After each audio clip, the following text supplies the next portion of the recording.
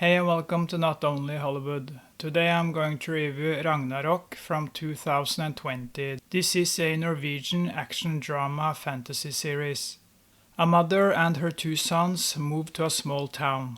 It doesn't take long before one of the sons discovers that he's getting stronger. Is he the mighty Thor with the hammer? That's what we call him in Norway, Thor med hammeren. So in this review I'm going to call him Thor. English. The first season consists of 6 episodes. This is a Norwegian fantasy series that focuses on Norse mythology. I loved the first 4 episodes where we follow the protagonist, who's a strange young man. He's big, he's a young Brock Lesnar, but he's not the type of person who speaks a lot. He's more reserved. But after an accident where a student died, he investigates the wealthy family in the town. And what he discovers is frightening. It turns out that they have lived for a long time. The first 4 episodes are fantastic, where it feels like you're watching a great Twilight series with a lot of mystery and character development. I hate the whole Twilight universe, and I have seen all of the movies. And since we are in Norway, we get to see some beautiful nature. And the images of the nature creates a more unsettling atmosphere. The series focuses on the school environment and the wealthy family who controls the town. But that's until the mysterious protagonist appears in the small town. They suspect that he's a god, which means that he's their enemy. So this feels like a mix of fantasy and crime investigation. There's some focus on environmental issues, which is boring.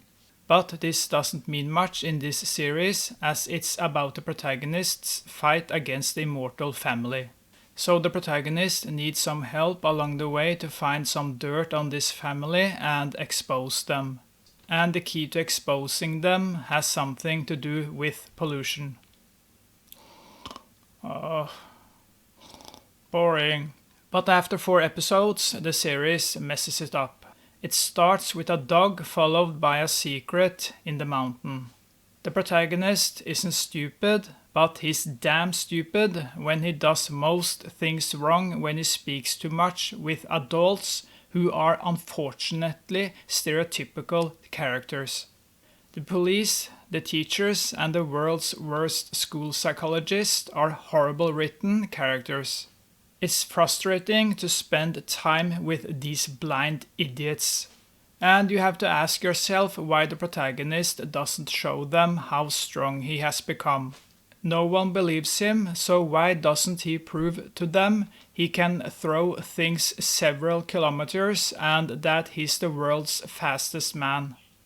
Although the last 2 episodes offer a lot of frustration, this is a solid season that builds up the central characters slowly, which I like. But the protagonist isn't exploring his powers in this season.